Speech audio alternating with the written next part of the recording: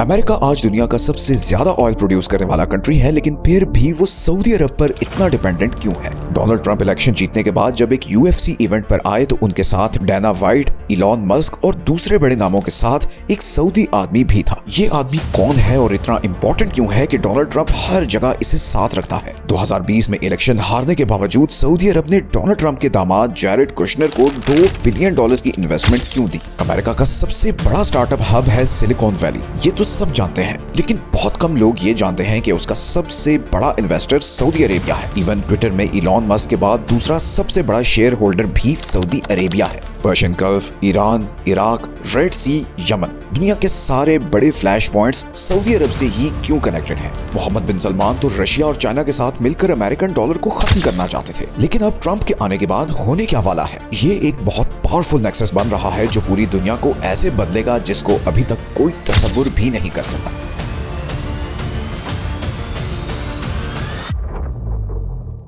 Video शुरू करने से पहले एक बार फिर आप लोगों से रिक्वेस्ट है कि चैनल को सब्सक्राइब करके नोटिफिकेशंस ऑन कर लें। हम बहुत मेहनत से ये वीडियोस बनाते हैं, लेकिन सब्सक्राइबर्स एक्टिव ना होने की वजह से बहुत सी वीडियोस की रीच कम होती है। सो प्लीज, अगर आप ऐसी क्वालिटी वीडियोस देखते रहना चाहते हैं तो चैनल को सब्सक्राइब करके हमें सपोर्ट करें।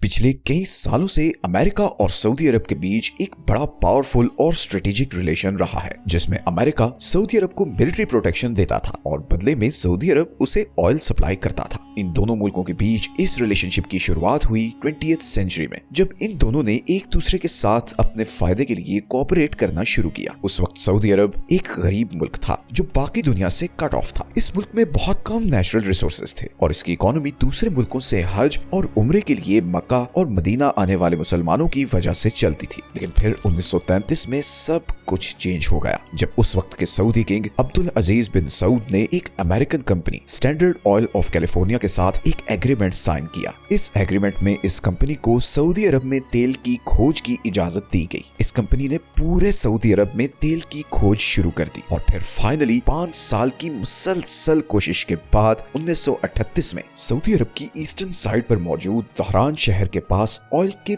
बड़े रिजर्व्स डिस्कवर हो गए। इस डिस्कवरी ने रातों रात सऊदी अरब की तकदीर बदल दी। एक रेगिस्तानी गरीब मुल्क अब दुनिया का सबसे ज्यादा ऑयल प्रोड्यूस करने वाला कंट्री बन चुका था। इस ऑयल की प्रोडक्शन और एक्सपोर्ट को मैनेज करने के लिए स्टैंडर्ड ऑयल ने दूसरी अमेरिकन कंपनीज जैसे कि शेवरॉन, एक्सॉन और मोबिल के साथ पार्टनरशिप कर ली और इन्होंने मिलकर एक नई कंपनी बनाई जिसका नाम था अरामको, यानी अरेबियन अमेरिकन ऑयल कंपनी। अब अमेरिका के पास टेक्नोलॉजी, पैसा और एक्सपर्टीज थी और सऊदी अरब के पास ऑयल था, तो इस पार्टनरशिप का दोनों मुल्कों को फायदा होने लगा। सऊदी अरब अपना ऑयल दुनिया को सप्लाई कर रहा था और बदले में अमेरिका सऊदी अरब की ऑयल इंडस्ट्री, इंफ्रास्ट्रक्चर और इकोनॉमी को डेवलप करने में मदद कर रहा था। फिर वर्ल्ड वॉर 2 के दौरान ऑयल सबसे ज्यादा इंपॉर्टेंट रिसोर्स बन गया। अमेरिका और उसके एलाइज को ऑयल की कंसिस्टेंट सप्लाई की जरूरत थी ताकि वो उसे अपनी मिलिट्री गाड़ियों, जहाजों और वॉरशिप्स में यूज कर सकें। उस वक्त सऊदी अरब के ये ऑयल रिजर्व्स एलाइड फोर्सेस के लिए बहुत कीमती बन गए और इसी दौरान अमेरिका को ये एहसास हुआ कि मिडिल ईस्टर्न ऑयल की एक्सेस सिर्फ उसके बिजनेस के लिए नहीं बल्कि नेशनल सिक्योरिटी के लिए भी बहुत जरूरी है। यही वजह थी कि 1943 में American president Franklin D Roosevelt ने सऊदी अरब को अमेरिकन डिफेंस के लिए बहुत ज्यादा इंपॉर्टेंट डिक्लेयर कर दिया। इसी सिलसिले में फरवरी 1945 में प्रेसिडेंट रूजवेल्ट और king Abdul Aziz bin Saud in person मिले और इन दोनों के बीच एक हिस्टोरिक एग्रीमेंट साइन हुआ। इस एग्रीमेंट में ये डिसाइड हुआ कि अमेरिका सऊदी अरब को मिलिट्री प्रोटेक्शन देगा और बदले में सऊदी अरब इस वॉर में थ्रू आउट अमेरिका और उसके एलाइज को ऑयल सप्लाई करता रहेगा। वर्ल्ड वॉर 2 के बाद 1950 से 1990s के बीच पूरी दुनिया एक कोल्ड वॉर की जद में रही। ये बेसिकली अमेरिका और सोवियत यूनियन के बीच एक बड़ा इंटेंस राइवलरी का जमाना था। उस टाइम सऊदी अरब सोवियत यूनियन के मिडिल ईस्ट में बढ़ते हुए इन्फ्लुएंस के खिलाफ अमेरिका का एक की एलाई बन के उभरा। 1970s में अमेरिका और सऊदी अरब के ऑयल रिलेशंस 1973 के ऑयल क्राइसिस में पूरी तरह मुतासिर जाहिर हुए जब सऊदी अरब ने, जो उस वक्त ओपेक को लीड करता था, उसने सारी वेस्टर्न नेशंस पर इसराइल की सपोर्ट करने पर एम्बार्गो लगा दिया। इस ऑयल बैन के नतीजे में सारी ग्लोबल मार्केट्स में एक भूचाल आ गया और सऊदी अरब और अमेरिका के रिलेशंस बहुत खराब हो गए। इन्हीं रिलेशंस को ठीक करने और ऑयल मार्केट्स को स्टेबलाइज करने के लिए अमेरिका और सऊदी अरब ने 1974 में एक बहुत इंपॉर्टेंट डील साइन की, जिसे पेट्रो डॉलर एग्रीमेंट कहा जाता है। इस एग्रीमेंट के अकॉर्डिंग सऊदी अरब ने ये एग्री किया कि वो अब अपना तेल सिर्फ यूएस डॉलर्स में बेचेगा। इसका मतलब ये था कि जिस कंट्री ने भी ऑयल खरीदना होगा उसे पहले अपने पैसों को यूएस डॉलर्स में कन्वर्ट करना पड़ेगा। इससे पूरी दुनिया में अमेरिकन करेंसी की डिमांड बहुत बढ़ जानी थी और इसके बदले में अमेरिका सऊदी अरब को मिलिट्री प्रोटेक्शन के साथ साथ इकोनॉमिक सपोर्ट भी देगा। इस एग्रीमेंट का पूरी दुनिया पर बहुत असर पड़ा। अमेरिकी डॉलर पूरी दुनिया की सबसे स्ट्रॉन्ग करेंसी बन गया और इसके नतीजे में अमेरिका की इकोनॉमी और फाइनेंशियल सिस्टम भी इतना स्ट्रॉन्ग हो गया कि वो पूरी दुनिया को कंट्रोल करने लगा। सऊदी अरब की अक्लमंदी ये थी कि उसने दुनिया के सबसे पावरफुल कंट्री के साथ मिलिट्री और इकोनॉमिक पार्टनरशिप कर ली थी और यही वो टाइम था जब सऊदी अरब की जियोपॉलिटिकल इंपॉर्टेंस पूरी दुनिया में एस्टैब्लिश होना शुरू हो गई। और इसकी एक बहुत बड़ी वजह ये थी कि सऊदी अरब दुनिया की सबसे स्ट्रेटेजिक लोकेशन पर मौजूद है। सऊदी अरब दुनिया के 3 बड़े रीजन्स के बिल्कुल सेंटर में है, अफ्रीका, एशिया और मिडिल ईस्ट के। इसके दोनों तरफ बहुत ही इंपॉर्टेंट समुद्र है और चारों तरफ ऐसे कंट्रीज हैं जिनमें हर वक्त इंस्टेबिलिटी रहती है। सऊदी अरब की ईस्टर्न साइड पर पर्शियन गल्फ है, एक ऐसा एरिया जहां पर दुनिया के सबसे बड़े ऑयल रिजर्व्स हैं और दुनिया में सबसे ज्यादा टेंशन भी यही रहती है। इस एरिया में ईरान, इराक, कतर और यूएई भी शामिल है। तो ये ज्यादातर वो कंट्रीज हैं जिनके अमेरिका के साथ कॉम्प्लेक्स रिलेशंस हैं। अगर हम ईरान की बात करें तो 1979 से पहले वो मिडिल ईस्ट में अमेरिका का सबसे करीबी दोस्त समझा जाता था, लेकिन ये रिलेशनशिप 1979 की ईरानियन रेवोल्यूशन के बाद बड़ा ड्रामेटिकली चेंज हो गया और तब से ईरान बार बार ये स्ट्रेट ऑफ हॉर्मुज ब्लॉक करने की धमकी देता आया है। ये वो पॉइंट है जहां से पूरी दुनिया की 20% ऑयल सप्लाई गुजरती है और इसीलिए ये दुनिया के सबसे डेंजरस चोक पॉइंट्स में से एक है। अगर ईरान ने इस पॉइंट को ब्लॉक किया तो पूरी दुनिया की एनर्जी सप्लाईज दरहम बरहम हो जाएंगी और इसके नतीजे में बहुत सी इकोनॉमीज कोलैप्स कर जाएंगी। ये स्ट्रेट ऑफ हॉर्मुज चाइना और इंडिया के लिए भी बहुत इंपॉर्टेंट है क्योंकि वो भी अपना 50% से ज्यादा ऑयल मिडिल ईस्ट से इंपोर्ट करते हैं। अगर इस एरिया में कोई भी ब्लॉकेज होती है तो अपनी एनर्जी नीड्स के लिए ये दोनों कंट्रीज फिर रशिया या ईरान के पास जाएंगी और इस तरह अमेरिका की मिडिल ईस्ट पर से जियोपॉलिटिकल ग्रिप बहुत कम हो जाएगी। इसी तरह सऊदी अरब की वेस्टर्न साइड पर आए तो यहाँ रेड सी है, एक और बहुत इंपॉर्टेंट समंदर जो यूरोप, अफ्रीका और एशिया को कनेक्ट करता है। पूरी दुनिया का 12% ट्रेड इधर बाब अल मंदेब स्ट्रेट से गुजरता है और ये चीज इसे दुनिया का दूसरा सबसे इंपॉर्टेंट चोक पॉइंट बनाती है। अब इस चोक पॉइंट के सबसे करीब जो मुल्क है वो है यमन, जो कि ईरान बैक्ड हौसियों के कंट्रोल में है और ये हौसी यहाँ से गुजरने वाली अमेरिकी और इस्राएली शिप्स को पिछले 1 साल में कई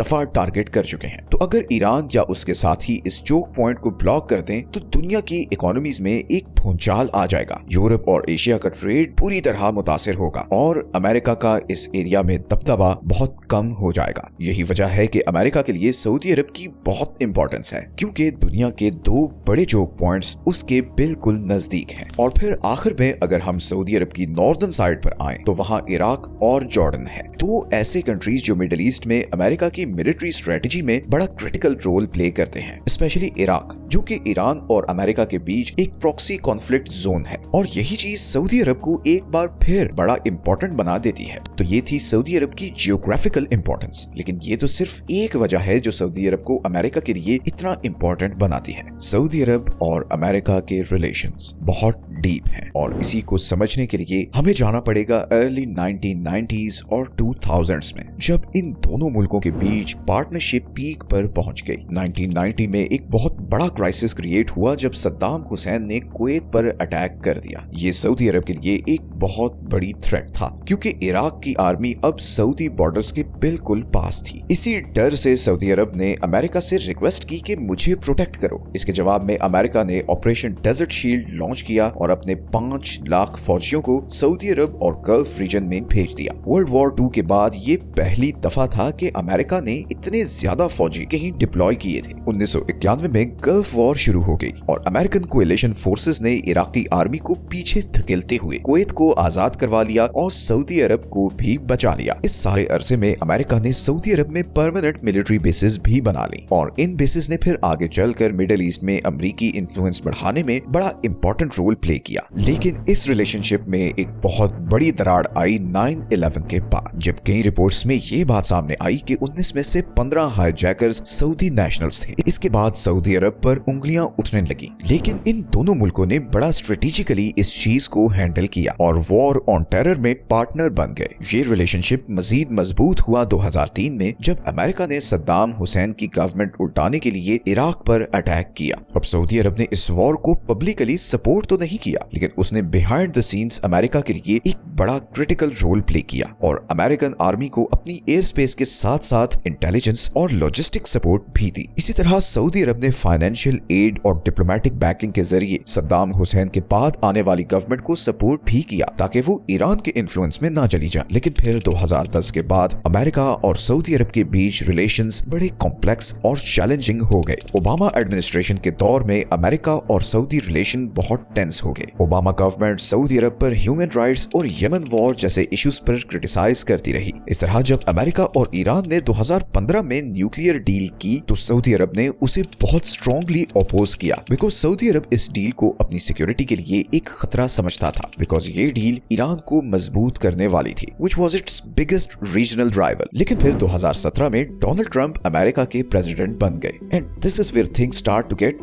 वेरी इंटरेस्टिंग। मैं इस पॉइंट पर वापस आता हूं, पर पहले जरा मैं जल्दी से बाइडेन और सऊदी अरब के रिलेशंस को डिस्कस कर लूं। बाइडेन एडमिनिस्ट्रेशन के दौर में इन दोनों कंट्रीज के रिलेशंस काफी खराब हो गए। बाइडेन ने सऊदी अरब के अगेंस्ट बड़ा टफ स्टांस लिया और इवन यमन वॉर में सऊदी अरब की मिलिट्री सपोर्ट भी कम कर दी और फिर इससे भी एक स्टेप आगे जाकर उन्होंने सऊदी अरब को कुछ स्पेसिफिक हथियारों की सेल भी बंद कर दी और ईरान न्यूक्लियर डील दोबारा से रिवाइव करने की कोशिश भी की। और फिर जब बाइडेन ने जमाल खशोगी के मर्डर पर सऊदी अरब को एक पराया स्टेट कहा तो दोनों कंट्रीज के रिलेशन शदीद खराब हो गए। अब सऊदी अरब ने अमेरिका से हटकर चाइना और रशिया के साथ रिलेशनशिप मजबूत करना शुरू कर दिया। लेकिन फिर 2024 में डोनाल्ड ट्रंप के इलेक्शंस जीतने के बाद सब कुछ चेंज हो गया। डोनाल्ड ट्रंप के आने के बाद अमेरिका और सऊदी अरब के रिलेशंस में एक बड़ा शिफ्ट आया, बिकॉज पहले भी ट्रंप एडमिनिस्ट्रेशन के दौर में ये रिलेशंस बहुत मजबूत हुए थे। ट्रंप जब पहली दफा प्रेसिडेंट बना था तो उसने बहुत से ऐसे डिसीजंस लिए थे जिनसे सऊदी अरब को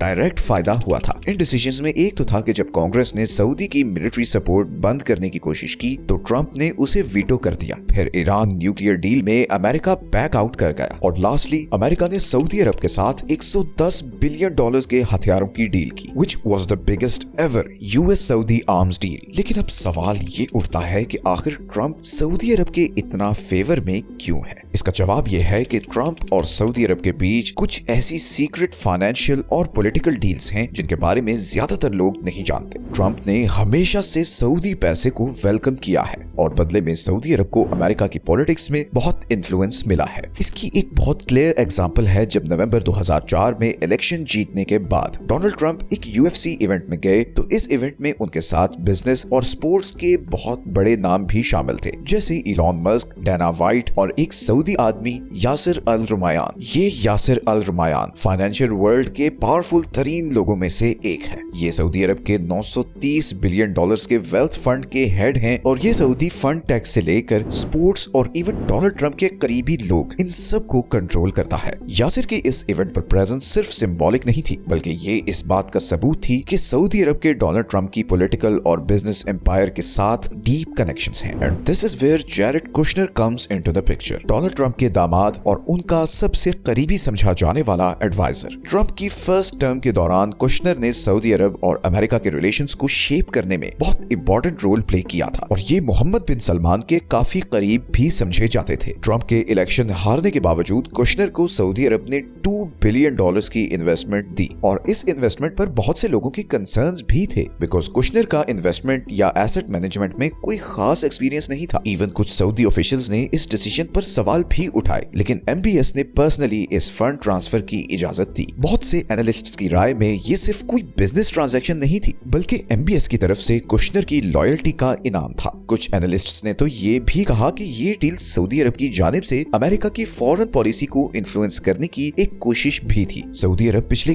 कई सालों से डोनाल्ड ट्रंप के बिजनेसेस में इन्वेस्ट करता आया है। इसकी एक बहुत बड़ी एग्जांपल है जब 2016 और 17 के बीच सऊदी लॉबियिस्ट्स ने ट्रंप के टीसी होटल में 500 नाइट्स की बुकिंग की और इसमें तकरीबन 3 से 8 लाख डॉलर्स का खर्चा हुआ। इसी तरह 2022 में सऊदी अरब ने ट्रंप के ही गोल्फ कोर्सेज में लिव गोल्फ टूर्नामेंट भी करवाया। सऊदी इन्वेस्टर्स पिछले कई सालों से ट्रंप की प्रॉपर्टीज में इन्वेस्ट करते आए हैं और इसीलिए ट्रंप सऊदी अरब को पसंद करता है और इस चीज का इजहार उसने एक पब्लिक इवेंट में भी किया जब उसने कहा कि सऊदी मेरे से अपार्टमेंट्स खरीदते हैं, मैं उन्हें नापसंद कैसे कर सकता हूँ, आई लव दैट। लेकिन दूसरी तरफ सऊदी अरब के एम्बिशंस काफी बड़े हैं। वो पिछले कई सालों से स्पोर्ट्स इंडस्ट्री में भी इन्वेस्ट कर रहा है और इसके जरिए वो अपना इमेज और रेपुटेशन बेहतर करना चाहता है। आज सऊदी अरब दुनिया के बड़े बड़े स्पोर्टिंग इवेंट्स और टीम्स को न सिर्फ स्पॉन्सर करता है बल्कि ओन भी करता है, जैसे कि इंग्लिश प्रीमियर लीग में Newcastle United, live golf tournament, formula 1 में एस्टन मार्टिन की टीम और फिर women tennis, MMA, wrestling, cycling, e sports और बॉक्सिंग के बड़े बड़े टूर्नामेंट्स को भी सऊदी अरब स्पॉन्सर करता है। इन इन्वेस्टमेंट्स के पीछे गोल ये नहीं होता कि सऊदी अरब स्पोर्ट्स इंडस्ट्री को ग्रो करना चाहता है, बल्कि ये सिर्फ स्पोर्ट्स वॉशिंग होती है। स्पोर्ट्स वॉशिंग बेसिकली एक प्रैक्टिस है जिसके जरिए आप स्पोर्ट्स को यूज करते हुए अपना इमेज बेहतर करते हो और इस स्ट्रेटेजी में सऊदी अरब के लिए अब तक की सबसे बड़ी अचीवमेंट ये है कि उसने 2034 में होने वाले फीफा वर्ल्ड कप के होस्टिंग राइट्स सिक्योर कर लिए हैं और इसके जरिए वो अपना एक नया इमेज क्रिएट करना चाहता है। लेकिन सऊदी अरब सिर्फ स्पोर्ट्स को यूज नहीं कर रहा बल्कि अब वो अपने गोल्स के लिए टेक्नोलॉजी, सोशल मीडिया और आर्टिफिशियल इंटेलिजेंस में भी हेविली इन्वेस्ट कर रहा है। एक टाइम पर सऊदी अरब ट्विटर में सबसे बड़ा आउटसाइड इन्वेस्टर था after its co-founder Jack Dorsey और इस इन्वेस्टमेंट का मकसद पैसे कमाना नहीं था बल्कि सऊदी गवर्नमेंट ट्विटर को यूज करके अपना नैरेटिव फैलाना चाहती थी और साथ ही में जो लोग सऊदी गवर्नमेंट पर क्रिटिसाइज करते हैं उनको ट्रैक भी करना चाहती थी। Now Saudi Arabs investments in silicon valley go beyond Twitter. 2018 में सऊदी अरब अमेरिकन स्टार्टअप्स में सबसे बड़ा इन्वेस्टर था और ये इन्वेस्टमेंट्स मेनली AI, सर्वेलेंस और मीडिया इंडस्ट्री में थी। जब इलॉन मस्क ने ट्विटर को खरीदा तो सऊदी अरब अपना स्टेक मेंटेन करते हुए इलॉन मस्क के बाद दूसरा बड़ा शेयर होल्डर बन गया। इसका मतलब यही है कि आने वाले टाइम्स में सऊदी अरब का सोशल मीडिया पर इन्फ्लुएंस और भी बढ़ने वाला है। तो अब असल क्वेश्चन ये है कि ट्रंप के एक बार फिर पावर में वापस आने के बाद सऊदी अरब को और क्या फायदा होने वाला है। असल में सऊदी अरब कुछ बड़ा करना चाहता है। वो अमेरिका के साथ एक फॉर्मल डिफेंस पैक्ट करना चाहता है जिसके थ्रू वो अमेरिका का प्रोटेक्टेड एलाय बन जाएगा, जिसे बचाना हर हाल में अमेरिका की रिस्पॉन्सिबिलिटी होगा। आने वाले टाइम में वर्ल्ड जियोपॉलिटिक्स में सऊदी अरब का रोल और भी इम्पोर्टेंट होने वाला है। इतनी स्ट्रेटेजिक लोकेशन, इतने ज्यादा ऑयल रिजर्व्स और फिर टेक्नोलॉजी, डिफेंस और अमेरिकन गवर्नमेंट में इतनी मैसिव इन्वेस्टमेंट्स के बाद सऊदी अरब एक की पावर प्लेयर बन चुका है। एंड डिस्पाइट द फैक्ट कि आज अमेरिका दुनिया का सबसे ज्यादा ऑयल प्रोड्यूस करने वाला मुल्क है, ऑयल प्राइसेस फिर भी सिर्फ उसके कंट्रोल में नहीं है। सऊदी अरब ओपेक को लीड करता है और उसके जरिए वो डिसाइड करता है कि तेल की प्राइस ऊपर जाएगी या नीचे। अगर सऊदी अरब अपनी ऑयल प्रोडक्शन कम कर दे तो ऑयल प्राइसेस पूरी दुनिया में ऊपर चली जाती हैं। इसका मतलब है कि बेशक अमेरिका आज दुनिया का सबसे बड़ा ऑयल प्रोड्यूसर है, मगर ग्लोबल ऑयल प्राइसेस को स्टेबल रखने के लिए वो सऊदी अरब पर डिपेंडेंट है। और ये चीज 2022 में रशिया के यूक्रेन पर अटैक के बाद बहुत क्लियर हो गई, जब ऑयल प्राइसेस ऊपर चली गईं और अमेरिका को फिर सऊदी अरब को मनाना पड़ा कि वो अपनी ऑयल प्रोडक्शन इंक्रीज करे ताकि मार्केट स्टेबल हो। सो जो मर्जी हो जाए, अमेरिका के लिए फिलहाल सऊदी अरब बहुत जरूरी है। लेट्स सी कि ट्रंप के वापस आने से क्या मिडिल ईस्ट में स्टेबिलिटी आती है या कोई नया कॉन्फ्लिक्ट शुरू होता है। वीडियो अच्छी लगी है तो इसे लाइक करें और कमेंट्स में हमें और टॉपिक्स भी सजेस्ट करें। मिलते हैं अगली वीडियो में एक और इंटरेस्टिंग टॉपिक के साथ। अपना ख्याल रखिए। अल्लाह हाफिज।